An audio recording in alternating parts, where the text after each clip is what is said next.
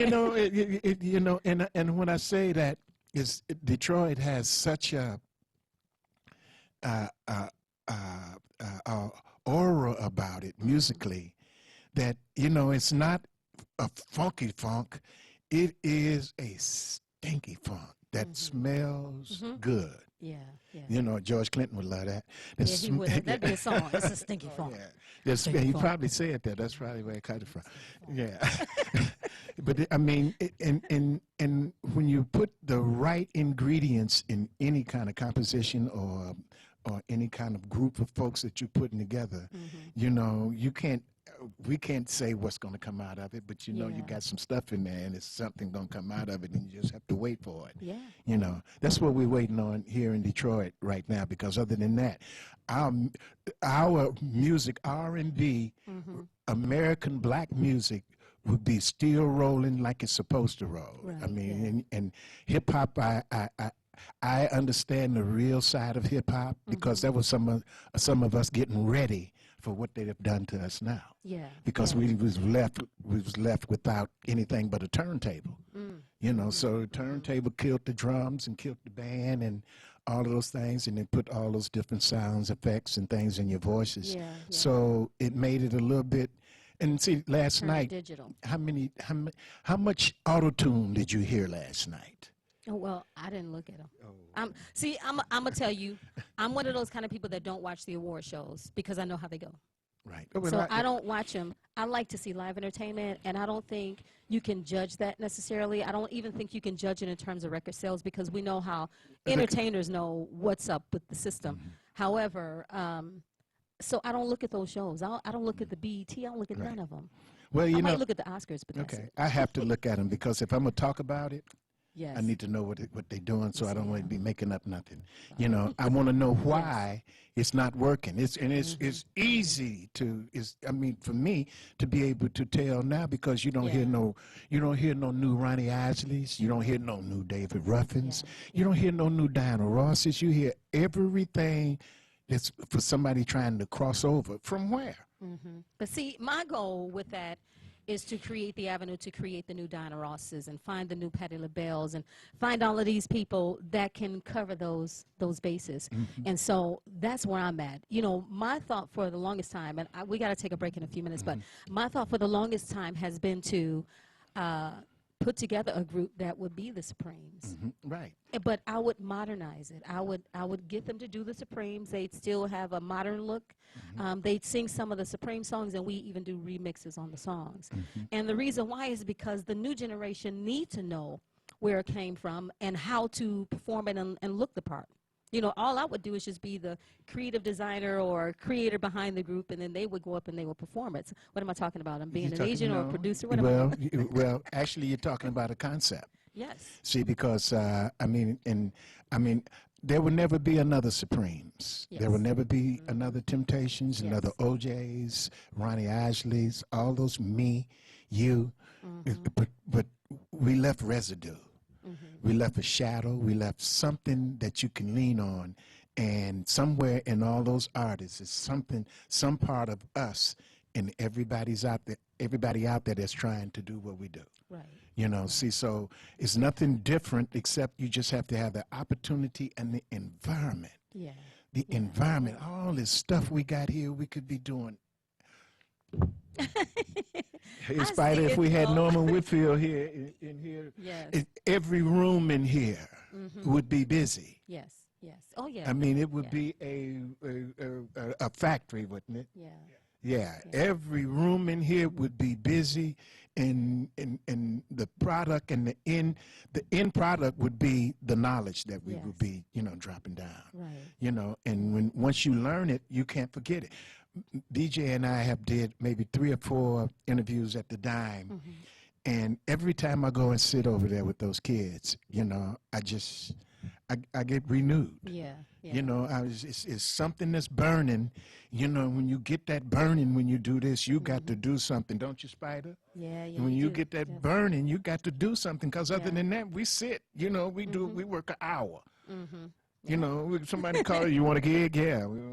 How much is it? It's a few dollars, but I ain't working but an hour. Yes. And to get there, we worked a whole lot of years Yes, yeah, to you get did. paid for an hour. That's right. You know, see, so, but we can take that knowledge and put it all in this proper perspective for the kids that are growing up and learning it today, and then they can put it in place, and we can see what we can do from there. Right. See, but those are great ideas. And Motown was an idea that became a reality. So the ideas become reality when we do the work to make it happen. And so I'm about doing the work. I don't mind doing the work. And I got big things in store. Okay. Because I have a plan. You know, working with you, I learned how to do that, like I said. But I have a plan, and I want to see it grow, but I want to see it grow with our new generation of performers and entertainers, and that's what this show is about. And as we go on, you will begin to see more of that. And so I'm just inspired to be here, and we got to get on because I want to give you enough time with, you know, with Lamont and David and Spider. And we want to thank again our sponsor, Lemon Burn. And we got a commercial for it, so I want you guys to check out that commercial and take it to heart. It does work. And we'll be right back after this message. This program is brought to you by Lemon Burn.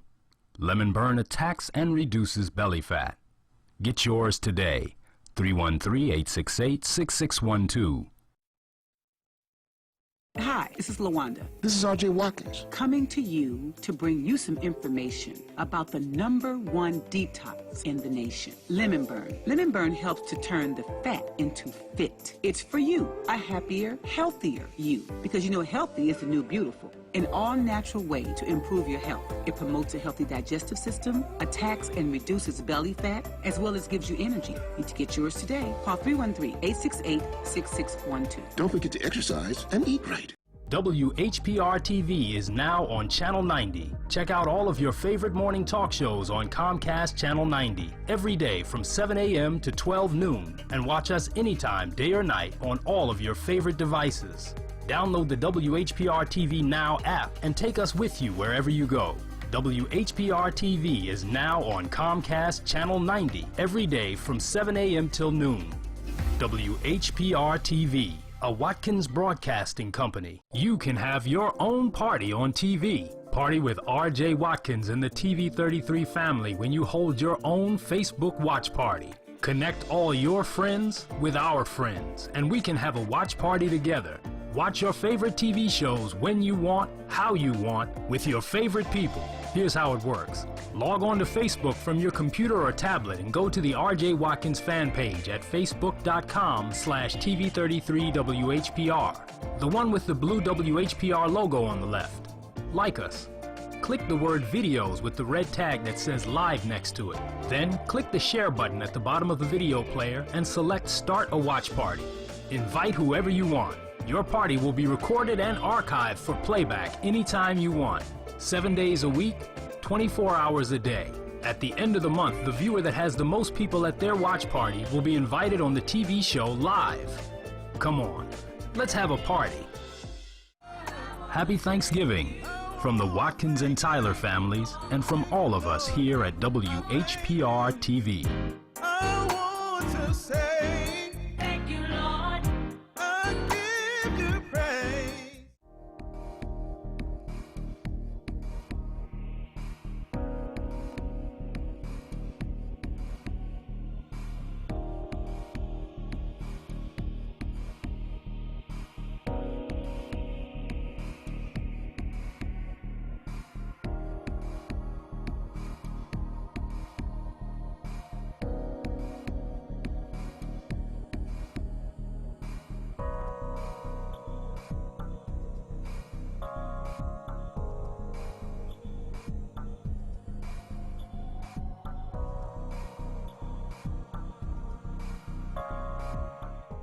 What's up, Detroit? We're right back here right now with our special guest, Mr. Lamont Robinson over here on the end. We also got Mr. Spider Turner and Mr. Dave Washington here on my left, on my right, your left.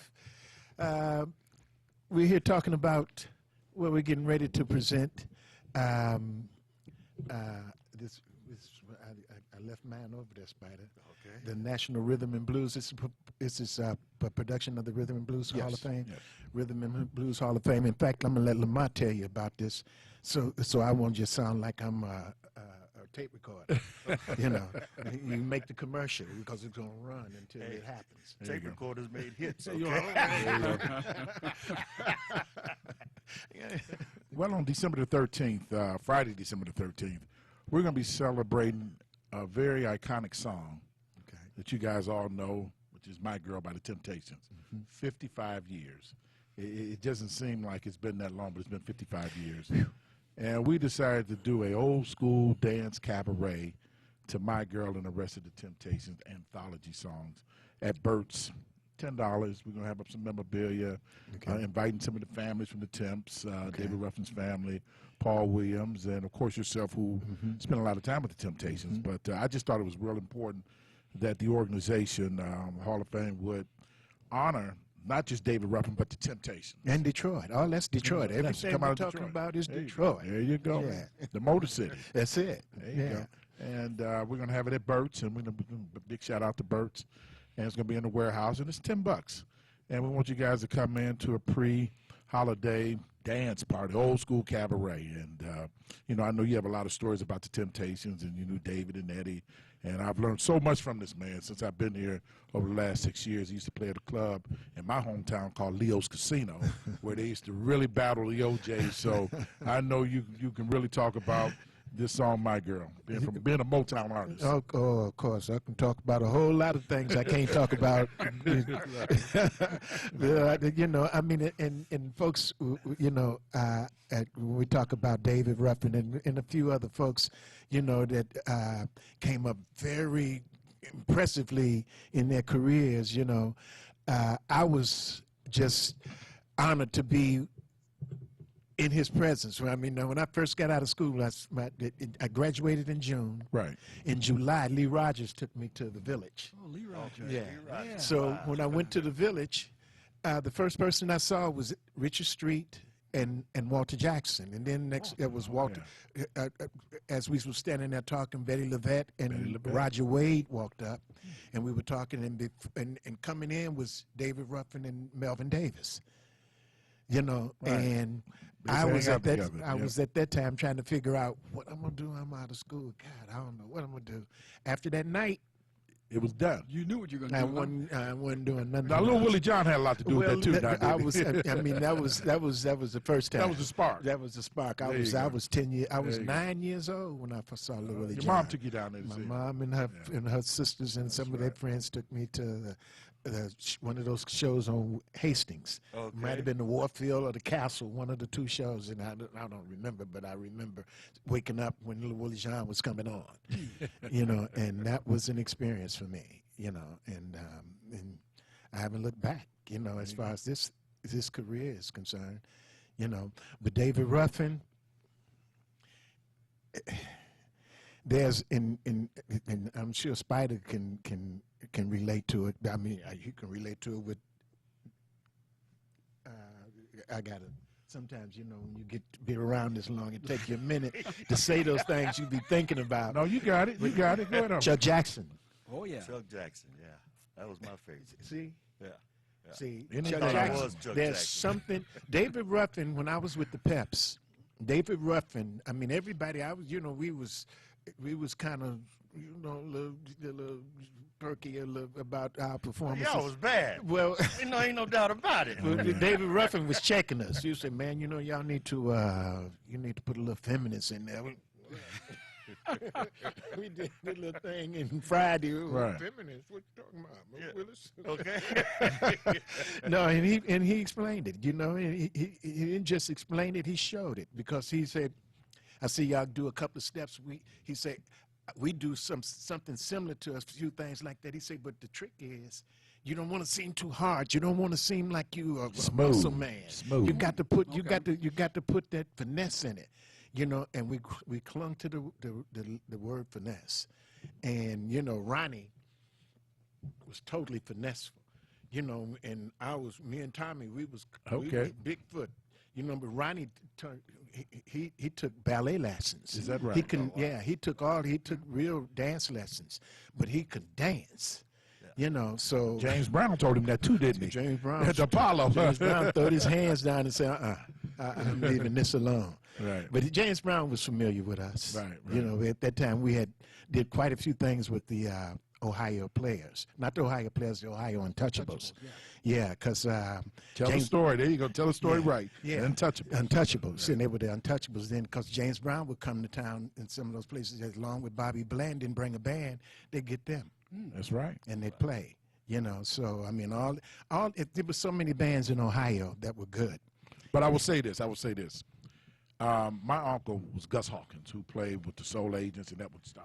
Okay. So Edward Starr would come by, and I remember them saying about a group called the Peps. And Mr. Casino, Leo, you guys were signed to him. Okay. And Eddie Levert, this is out of Eddie's mouth. He said, man, we didn't want to see them come. He said, smoke, heat, and fire. He said they were just, and the sound system, it was just terrific. And, you know, that was one of them nights where my dad told me the Temps and the OJs went at it. And my dad said the stage was totally dark. And they sang a song called Standing for Love. And when the lights came on, Eddie was there. And Eddie busted out his shirt because he had to get the Temptations that night. But my dad said the Peps were, Smoke, Heat, and Fire was just great.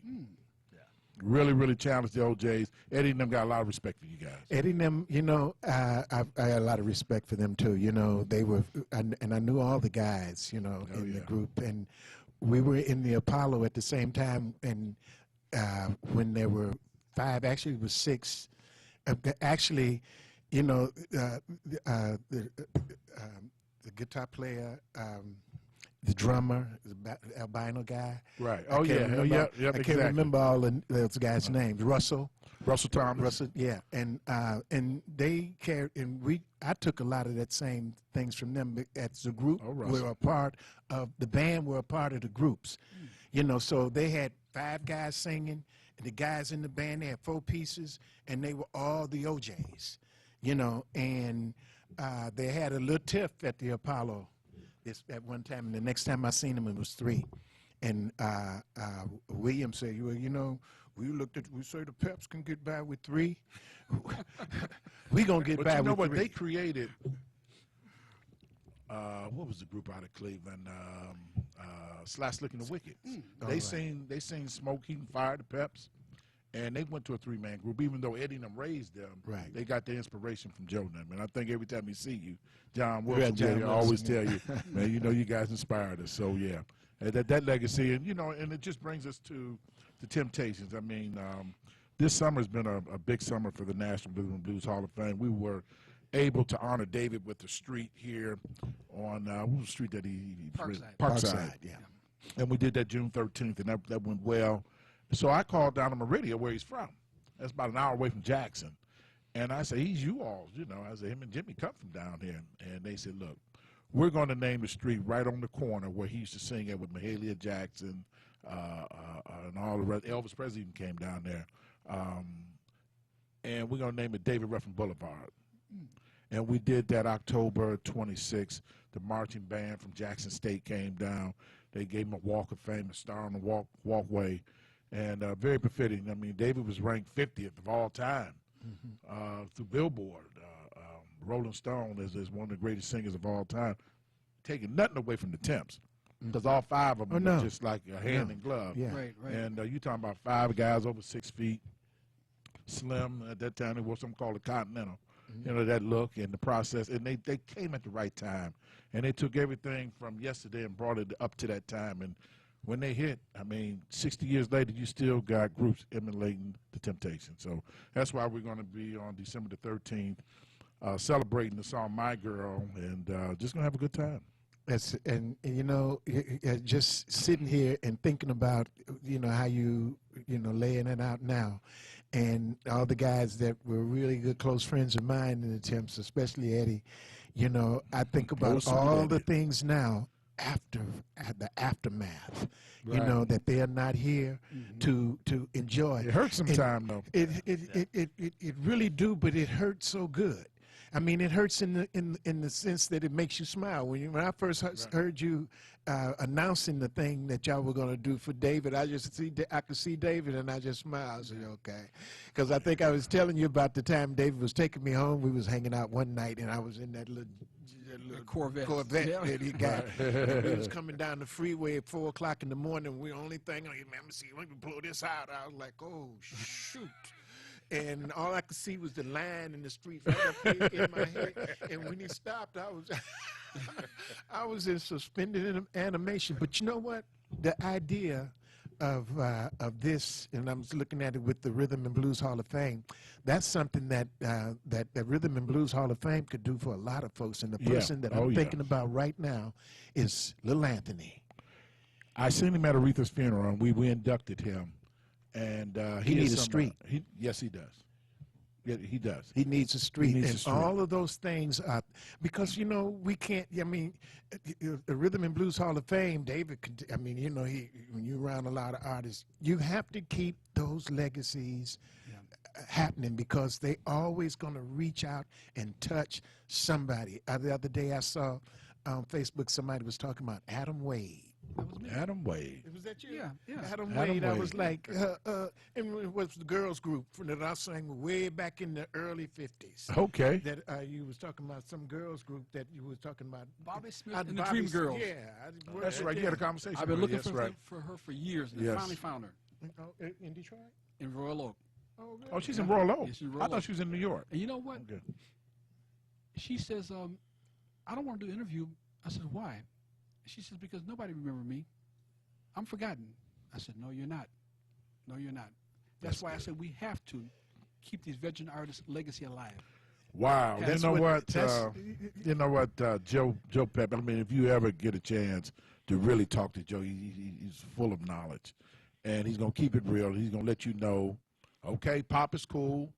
That's cool. But don't forget where it come from. Exactly. Yeah. Don't forget that it inspired all these genres of music.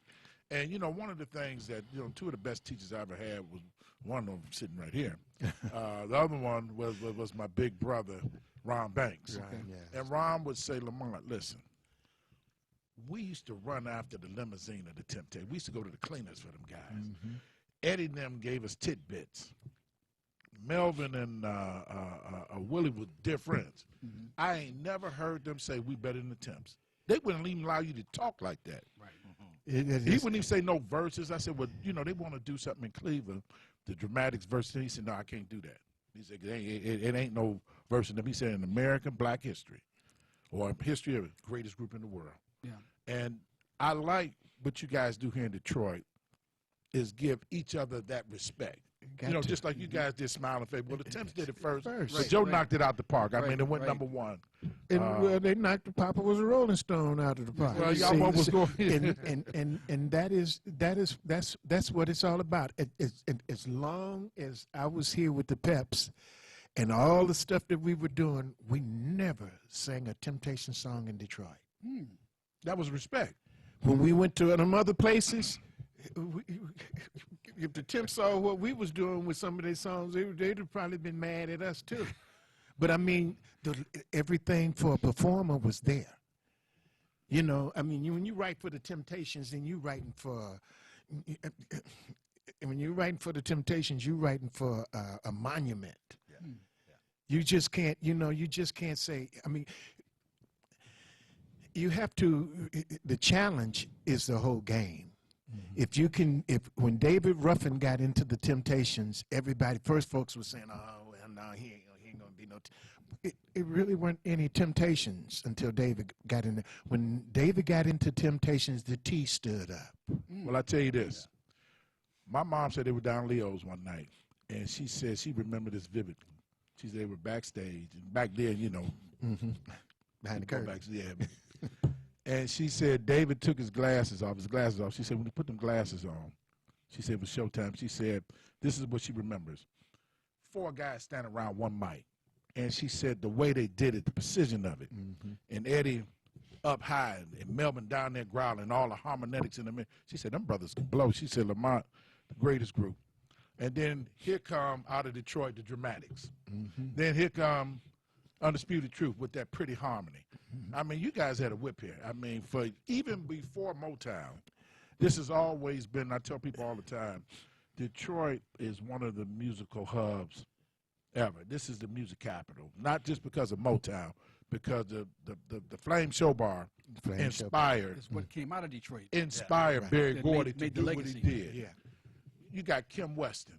I mean, you got all the Velvelettes, the Marvelettes. That ain't gonna never happen. Never. And the kids in one block. So that's why when Joe talks about getting this school academy to be able to bring out the new Aretha, to bring out the new Diana Ross. Right. You know, 2015 when you guys were inducted, the Detroit Youth Choir, don't nobody know, they opened up for you guys. And they were sitting there looking at him, and Dennis Edwards was looking, and they was looking at Joe and looking at his shoes and looking at the girls, you know, and you know, and 4 years later, look, They're on top of the world. they're top of the world. You know, so it can happen. It was, You're that right. was proof. I was telling some folks here that was on the last show that when I was in California, some guys out there that's producing all the top artists today. They talked about that group, and what they were saying was looking at it from a business point of view. I mean, they black, and they're saying, you know what? Got to be maybe how many in that group? Got to be maybe 16 or 17 stars in that group. Stars. Right. I don't mean somebody that can go and have a 2 or 3 year career. Stars. Because when you got the intelligence at that age to be in a quiet form unisons like they are, you know, where everybody's got their personality and whatever it is, little bitty kids, and it shines through. I watched them. When I was looking at them faces and watching them perform, I had to back up. I was like, they into that. But let me ask you guys a question. My girls obviously was number one. I mean, you can go to any country, any foreign country, and two things they're going to understand in English is the word money and my girl. Yeah. Everybody can sing that. It went number one. How does it feel? Because both of you guys had number one records, Smiling Faces, and you know, your big hit who Billboard just named 4th all-time record. Stand By Me in the world. How does it feel? And I'm acting like a commentator now. How does it feel to have a number one record? I mean, that's every child's dream. Let me tell you, it was my dream until I saw my mom. Okay. Really? When I saw how my mom was affected by that, you know, at first, when I first made records, my mom would say, I mean, she was really trying to be discouraging. She said, only thing, you know, she was using a lot of little terms that, you know, that was disparaging, you know, and, you know, and I was like, you know, I ain't gonna be like that, you know, and I don't really want to be something that you already, you know, got a, you know, a dark side view of it. You know, and I lived it because when we were getting popular and you're on the road, you meet a lot of people, you learn a lot, and sometimes you get involved with some folks and you go home with them and their parents be looking at you and say, hey, nice kid, what you do? And as soon as you say, I'm a singer, then the whole thing changes. Rock and roller. The air say, oh, the air, he say, come here, daughter. It's time for him to go home. You know, and I just felt like, you know, I said, you know what, it's always nice to have people cheering for you when you're doing your act. But what about when you know, because I come off the stage, it ain't an act. And it's me, people say, you quiet. I thought you was going to be, well, you know, go into another thing, you know. That's right. And, but back to the Temptations. First of all, if we can start something with a monument brand like the Temptations that nobody is mining right now, it's just like continuation. But when we start talking about the legacy, the real legacy of the Temptations, I play music when I'm not Facebook shut me down. You Okay. playing too many. You playing too much music. Quick. You playing too much. I was like, okay, so But when I play music, I play it because it has a spirit to it, and I tried to give that same spirit. When you putting your stuff on the radio, DJs, real DJs, Right. Play music so that you be in a space. And when boom, one of these, it put you in that mojo. Yeah. We had Mojo and Butterball back in the days. Exactly. Butterball. Those guys would play music, and you'd be like, "Oh, Ernie Dorn? Yeah, Frantic. put you in that box." Yeah. But what Sure made would. the Temptations? What made? Okay, listen. Otis said something to me, and he said it on film. But I remember he said, "Lamont, I don't mean to denigrate those groups that came before us or those after us, but that set of 5 days, he said something special about that 5. Very special. And again, 60 years later, we got groups still emulating the Temptations. So, I mean, the Impressions had some of the best harmony I've ever heard. Absolutely. I mean, Absolutely. the Flamingos, the Dales, Junior with that heavy voice. But then when you talk about the Temptations, it's another war, You know what it was? What is it? Because there wasn't nobody like them. Here's a group, and let me tell you something. I heard some things, some vocal parts in that group, and some high parts and being sung, and I thought it was Eddie. It wasn't. David catching him up there.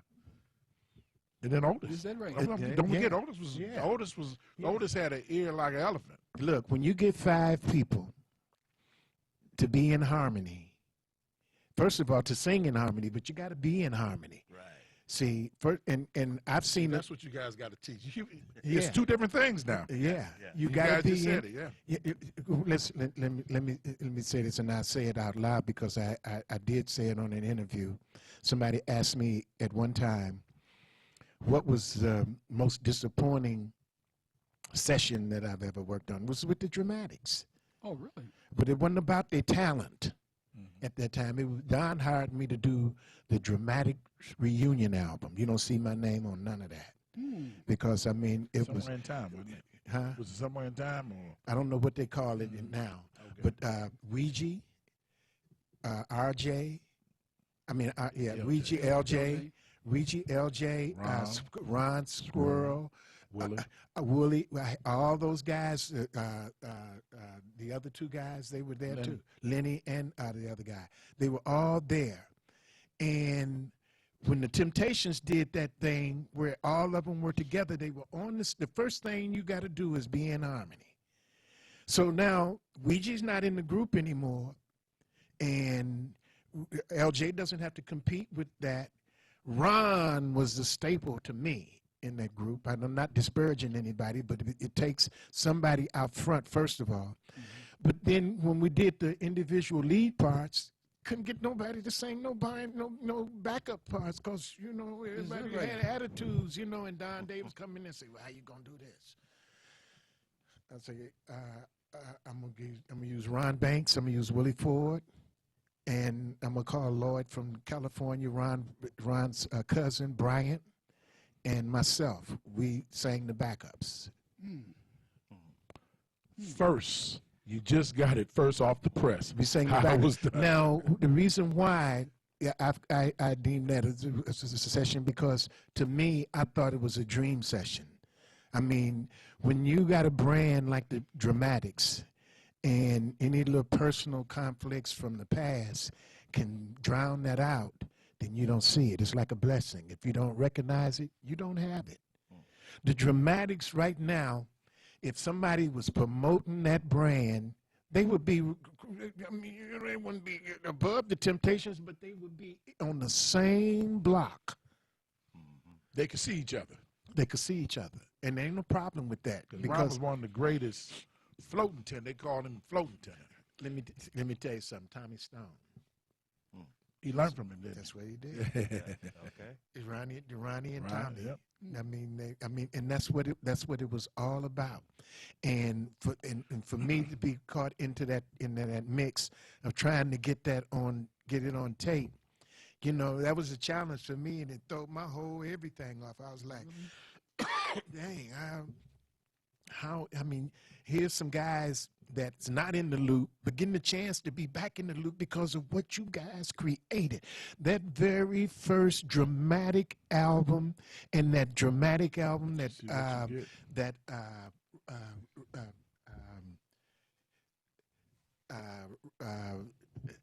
the bass player, Michael Henderson did. Yeah. Those albums were classic albums. Very much so. Very much so. Classic albums. But see, we got to get back, and that's the importance of the Rhythm and Blues Hall of Fame, is to really show the history of what was, and the reason why a Taylor Swift, Justin Timberlake, or Bruno Mars, where it all come from. That's what you I'm know. talking Willie Ford about. told me right before he passed. He said, "Lamont, you know, Melvin Franklin was my hero." But he said, but there was a bass singer with the 4 sounds that people respect, but you don't hear about it. That's why you got to build the Rhythm and Blues Hall of Fame. That's right. You know, what was the group that Wilson Pickett sang in? The Falcons. That bass singer. What was his name? Willie Willie Schofield. Yep. Nobody talk about him. That's why we got to have this. Yeah. Willie Absolutely. Schofield. I mean, we was on the same label when I was 10. He was with West End.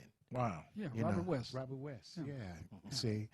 So Willie Schofield, I mean, he was the architect of the Falcons. Yeah. I mean, I remember before I came back here to Detroit, that Mac Rice came to me and said, "Man, Robert Bateman and a bunch of us, we was all sitting around talking about doing a Falcons reunion, and everybody, somebody said, Joe Pep, let's get Joe Pep. You know, he sang all of the different parts, so he can do this, he can do that. You know, and I thought about that, you know, because when he did that, he asked me. And I thought about it. I said, you know what? If I'm a reunion with my stuff. Makes sense. You know, Makes sense. That's right. You know, Yeah. I mean, I was flattered. You know, I mean, let me tell you something. The Falcons and even with Sonny Monroe. You know, when I was with them, that was the group of the Falcons then. That's how we were all tied in, and how we went to Ohio, and Don Davis was producing the Ohio Untouchables then. And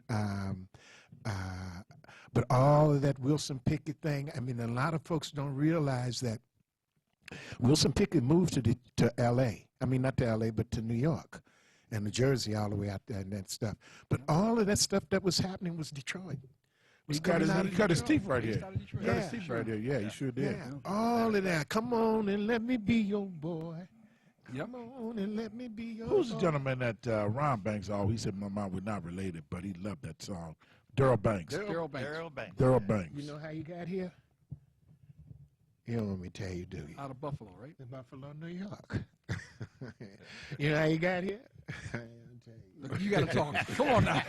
That's another segment. It's another segment. Edwin Starr. Oh, Edwin yeah. Starr jumped in the car with the Okay. Peps. We were playing the Shalimar. He was playing the Shalimar. We were playing the Pine Grill. And Edwin Starr had just closed 10 days or something before that. We had seen Edwin Starr the first time. Ronnie knew him. He was Charles Hatcher.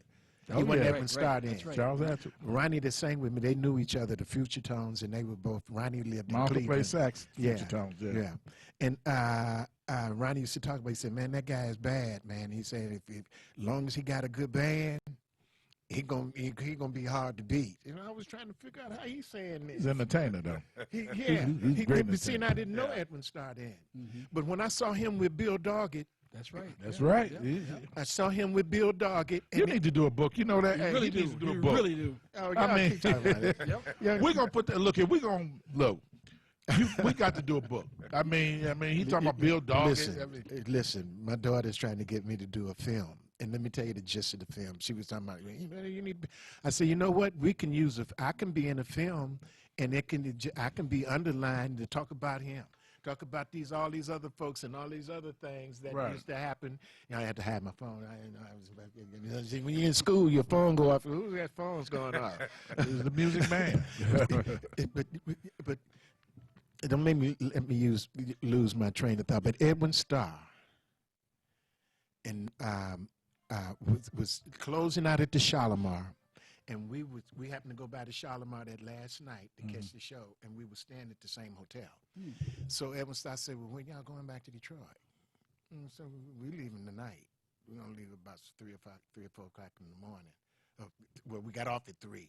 We were ready to go. After Right. Edwin Starr said, "Well, I'll be ready." Where you going? I'm going back to Detroit. So he don't say nothing.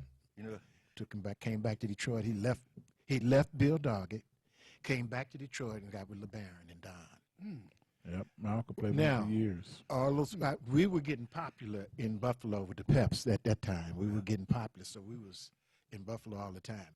Daryl Banks was a friend of mine, and this guy Doc at the one of the clubs around there, and I was saying, you need to go to Detroit. I said, Don Davis will eat you up, and Doc, the guy who he was working for, he knew Don Davis. Work So like that. he said, I got this guy here, and Don asked me about Jobo, Daryl Banks. I said, he bad, D.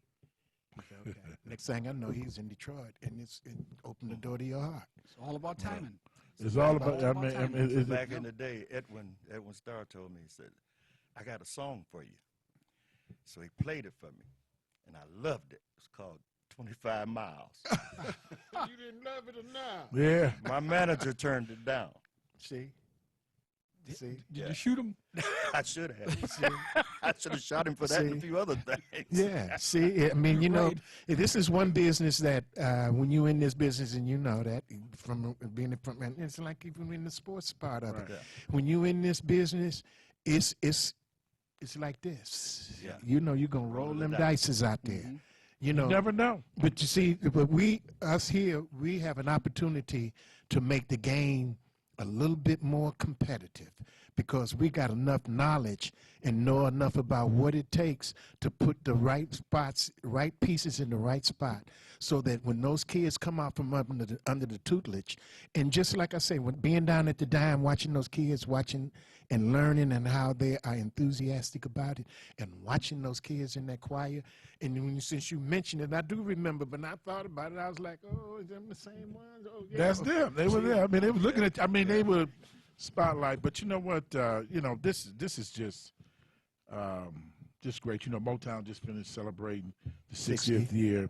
Mr. Gordy came in. I think this week he'd be 90 years old, and a lot of the stars came in. Since I moved here, I've had a chance to really get a chance to up close and personal, and kind of get some of those tidbits about the industry. And one thing, Joe, here on your show, I want to make clear is that there is no beef between me and Motown. Oh, no. But you know what? Let me say something to you. It can't be, because there is no Motown. The Motown that we have now is a legacy. That's it. It is a legacy, and it should be preserved. And then in your thing, what you do is the receptacle of all those folks from that legacy. So it ain't no competition. Because Motown came from rhythm and blues. It came Mo- from the history. And, Rob and Terry is doing a great job. I mean, they're halfway there. They're going to get the other $25 million. And I'm looking forward to that. Mr. Gordy donated $4 million. You got Smokey and Stevie. And I've inducted over 200 world-renowned names, 30 of Motown, actually including you. All three of you guys have been inducted. So that legacy has to go on. And this is the city. You said it day one. Got to be. Before I even had the first one, Joseph Lamont, I used to see a guy walking across my hallway with his amplifying guitar. He said, man, this has always been a musical city. Marvin Toplin. Lil Willie John was holding his mic down here, and he said, man, I got inspired. So all of that has to be. So we're going to, present all of this December the 13th, Friday, December the 13th at Burt. Tickets are $10. You can get your tickets at Burt's. You can call 313-936-2040. Again, that's 313-936-2040 for tickets. They're only $10. And we want to come and celebrate this old school cabaret going into the Christmas holiday season. We're going to play some Christmas music, and we're going to invite all the Detroit music legends to come down. And Martha Reeves told me just make sure the microphone is there, so she's going to serenade you guys. And Joe Pepper's coming, so we're going to have a good time. Yep, and look for us in some future dates. We have some tickets to give away. Oh, yeah, some to give tickets. away. So Definitely. we'll be talking about this until that date, and it'll be my pleasure to celebrate with David Ruffin. I got a little story with the My Girl thing. I used to live over on Chicago and 2nd with the Stokeses, and they had a record label where I cut my first couple of records with the Stokeses, Chowtoke Records. Eddie Kendricks lived upstairs because he was married to Pat, Right. who was the Stokes' daughter. And he came home one night, me and Joby from Enchantment, Joby Thomas. We're sitting in the kitchen, and Eddie comes in and he starts talking about this new singer that the Temptations just got. And he's talking about David Ruffin. So then he taught us My Girl. We knew it before it hit the streets. He taught us the routines, everything. Well, you know, it's. I wanna say something about the Go ahead, one more time before we go. Okay. Go ahead, David. My Girl is so popular, no one even never flipped it over. Nobody knows the B-side. What's the B-side, David? What's Tell the us. B-side? What's the B-side? Joe? Joe, what's the B-side?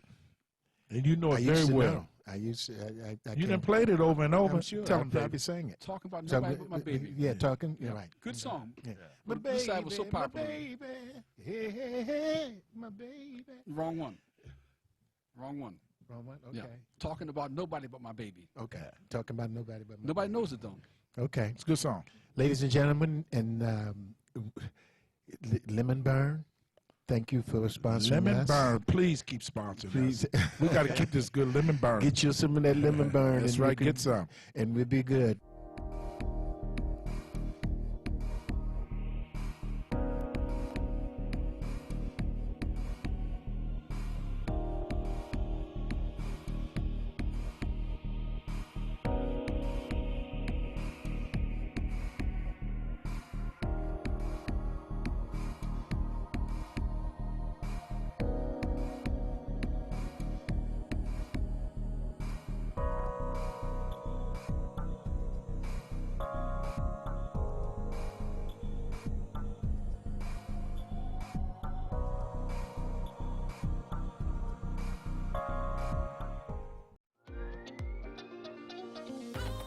You're watching WHPS, Highland Park, Detroit.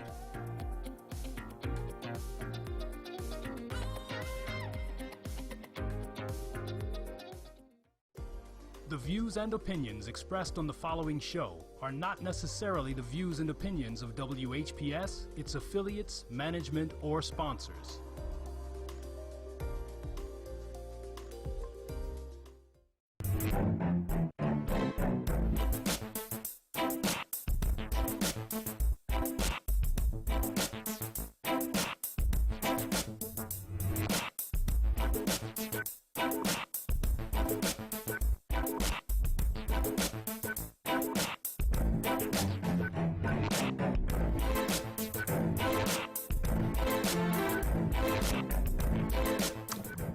Good morning, good morning. Happy Friday to you. It's the day after Thanksgiving, and I was wondering if you had a nice Thanksgiving or peaceful Thanksgiving. That's always the best time. Sometimes families get together and they feud, you know, old arguments start erupting and so forth. Well, I have a great show for you this morning. We're dealing with fashion and we're dealing with men who are in the fashion business, which we don't do a lot. And there are a lot of men, designers and so forth, and I have a designer on first with me, and this is Mr. Bruce Davis, and he is the creator of Bo Dylan Ties. And here he is right now. Good morning. Good morning. Good morning. How are you? Very good. Very good. You know, oh, by the way, I don't usually wear a bow tie, but I have one on in honor of my guest this morning. But women, you know, our styles can go any place, you know. Yeah. But back to you. You created a lot of ties. I see more men wearing bow ties lately. Why do you think that is? It seemed like when I was a little girl, boys wore little clip-on bow ties. Absolutely. When I was coming up, my mom had us, my three brothers, we had the clip-on bow ties as well. A lot of men are wearing the bow ties now. It's a good expression. and they probably want to get out of that traditional necktie look. Right, right. And they can stand out in the crowd with a nice bow tie. Yes, especially Well- a nice bow tie. Well, let's get a little history on you. Where my bow tie? Wait a minute. What was it? There was a cartoon or something. Michelle, maybe you know, where they used to say contact, you know, and they fly off. Well, anyway, with a bow tie. I remember contact. Top Cat.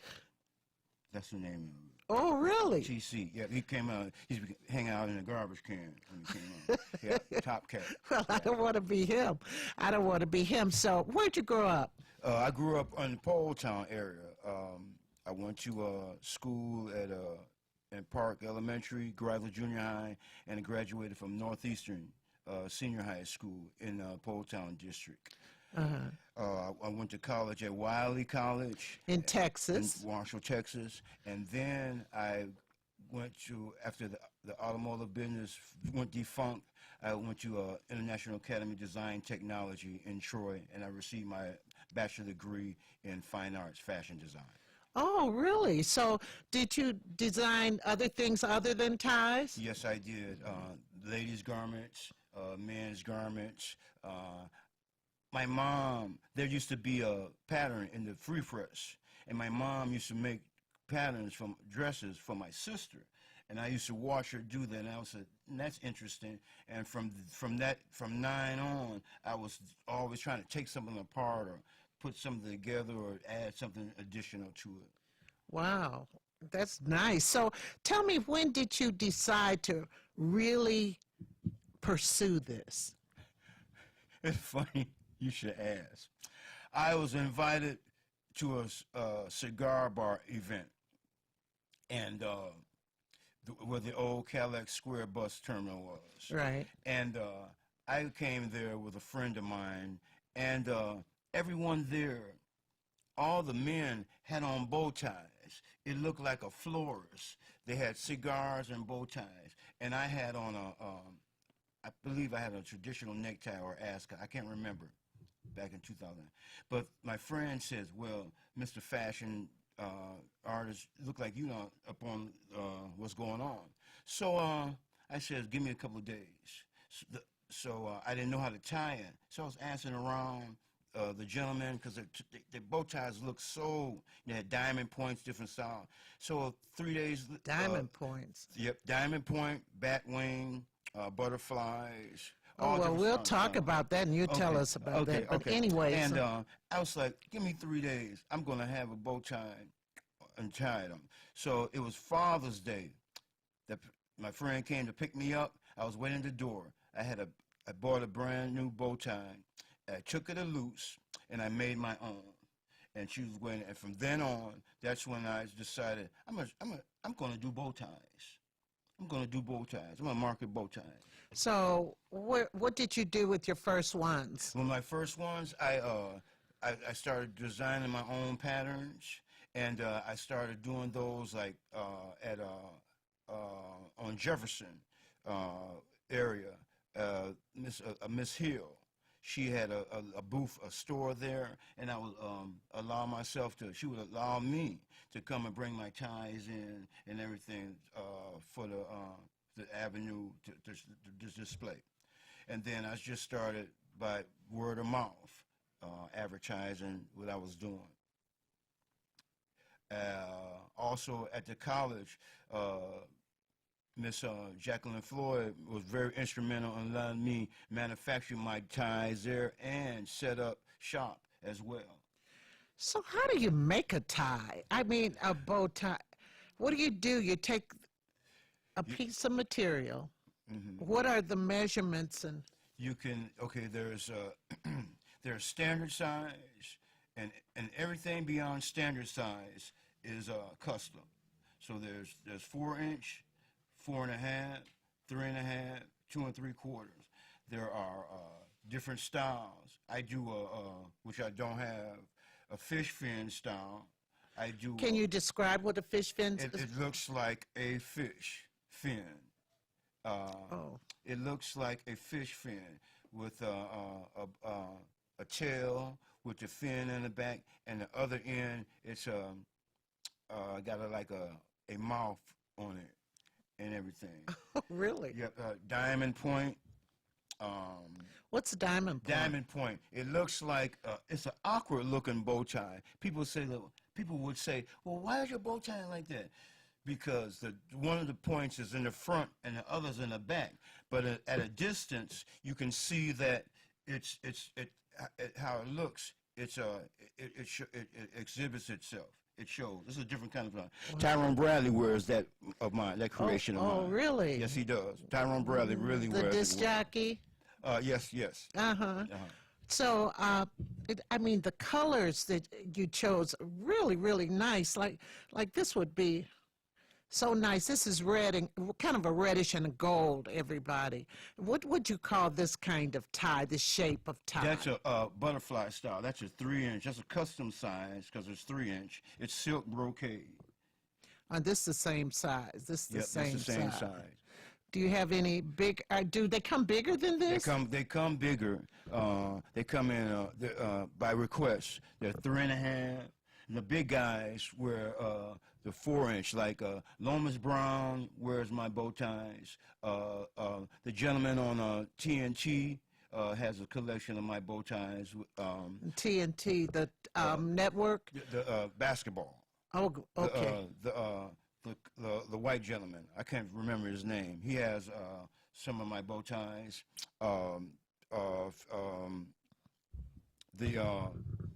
Sherman, the defensive end for the San Francisco 49ers, he has some, but he started his own line. Oh, really? Yes. He started copying. Yeah. Well, you know. Well, this, I'm looking at, I love this black and white. That's a safari animal print. It's peachkin silk. It's like a zebra. Yes. It's a peachkin silk, and it feels like the outer part of the peach, you know. Oh. Yes, ma'am.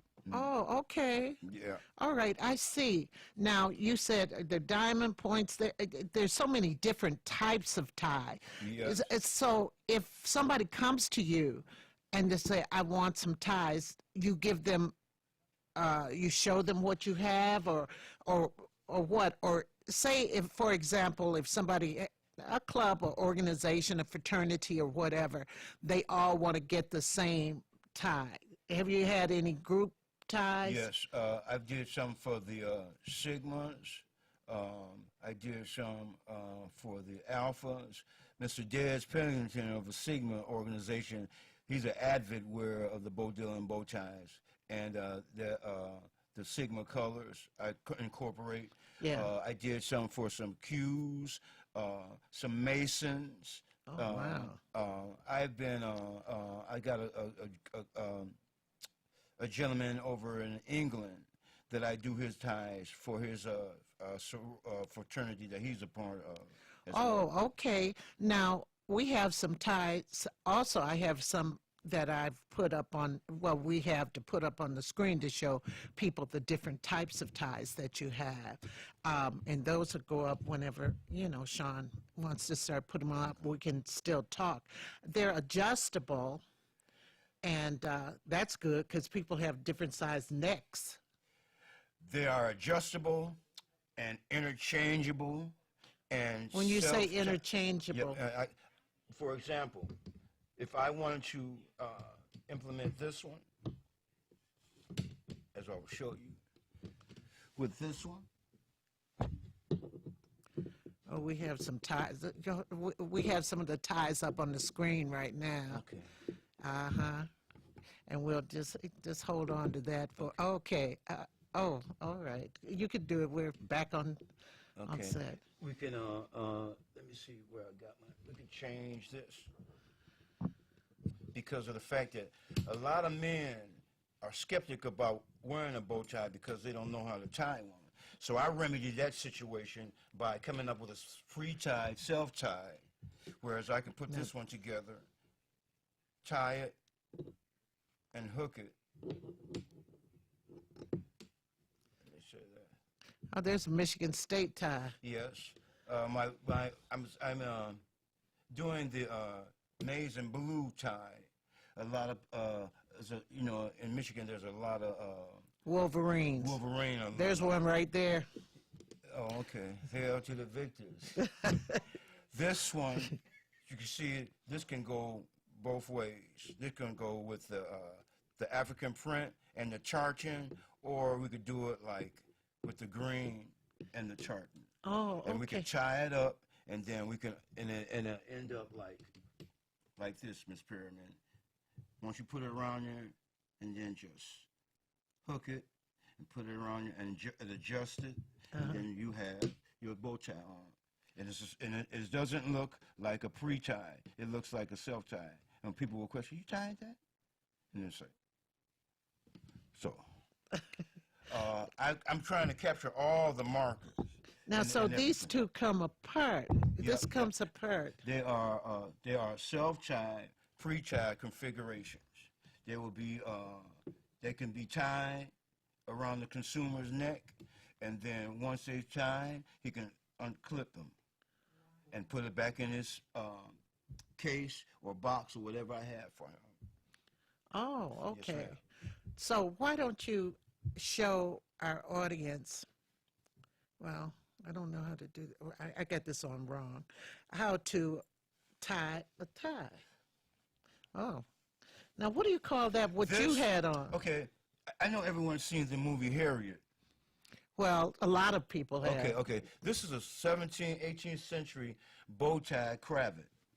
Oh, Okay, they was wearing these in the movie, but I can't. I like to bring back. I like that vintage thing. I want to bring back history. okay. and everything. So, and a lot of my lady clients, they wear this as well. Really? Yes, yes. I really. need to get in the know. Yeah. Well, you here with me, ma'am. So, Oh, all okay. right. So, tying a bow tie is so easy. It's just like tying one shoe. You remember how we used to tie your shoe and that hard part was getting through the loop? Well, here's we can remedy that. First of all, you got a long end and you got a short end on the bow tie. Okay. Okay? You take the long end over and through and tie a knot. You don't have to tie it so tight. Take the long end and flip it over. The short end will list across the breastplate. Take it up to the neck and pinch it. Okay. Okay? Take the long end over. Okay? And there's a loop that you could take it through.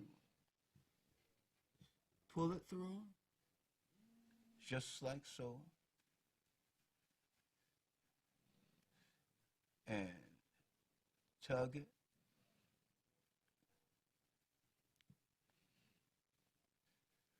Pull here, pull there. Pull. Pull one more time. You can tighten it you make your knot big, or you can make your knot small as well. Pull, and there you have it. Wow. It doesn't seem hard at all. It's I grew up thinking all the ties were clip-ons. I can decipher, find a clip-on bow tie because it looks so uniform. You know, it's so square, so straight, and everything, so perfect. And that's why I like.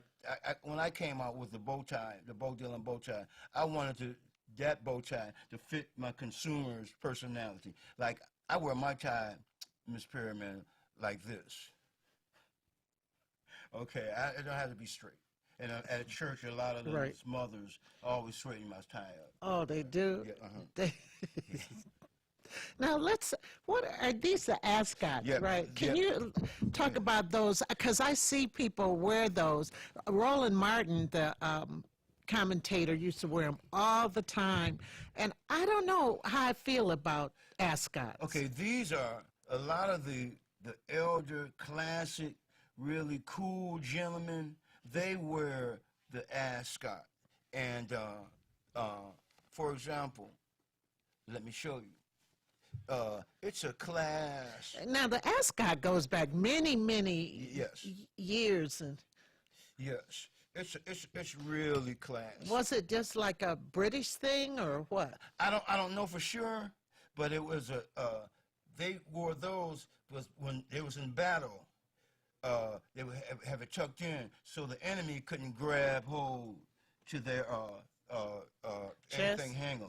Oh. So this is very simple to do. Contact. No, I can't help Shake it. around, And you put it through. put it through.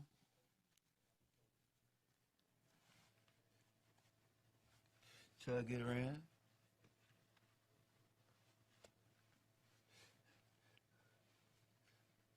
Pull it over. So it goes inside of the shirt. Yes, it does. Ah, okay.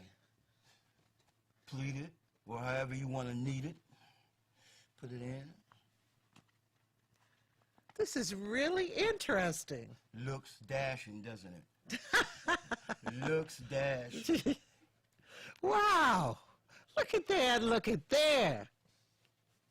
See, it matches my. Yes. Yes. Mr. Nathan Adams. It kind of matches the pattern on your suit. Yes, it does. You are Was very this observant. suit custom made? No. There was a gift for me. Oh, it's very, very nice. Thank you. Including the cufflinks. Everybody, you should see these cufflinks. These the bomb. Yeah, my sweetheart in Alpharetta, Georgia, she designs and creates Swarovski and crystal cufflinks. Matter of fact, she'll be here to visit this week. Look at how he smiles. She'll be here to visit. Yeah. Yeah. How long you been waiting? But anyway, I mean, he excited. So that's very nice. Thank you. I'm trying to. I want to teach younger kids and how in a era of fashion, because it's a very big umbrella. I came from the Boys Club of Metropolitan Detroit, where we did arts and crafts and Right. all different kinds of everything. And I would like for them to get home economics and those trades back in elementary, high school and junior high as well. Well, I think they